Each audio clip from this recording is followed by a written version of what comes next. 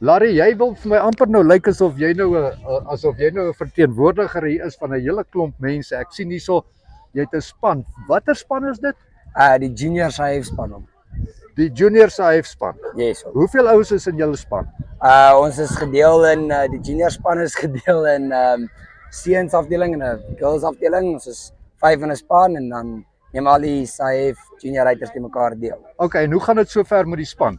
Ons Dis junior nog een van die span. ons junior seuns span dink ek doen relatief goed sover. Ons is baie konstant, ons hardloop goeie tye en ek dink ons hoop.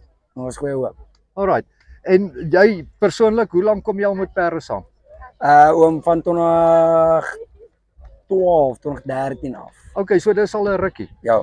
Nou, boodskap vir al die ouens daar buitekant wat dit nie doen nie, wat nie eens 'n perd het nie. Probeer as jy lewe in gevaar wil staan, probeer dit.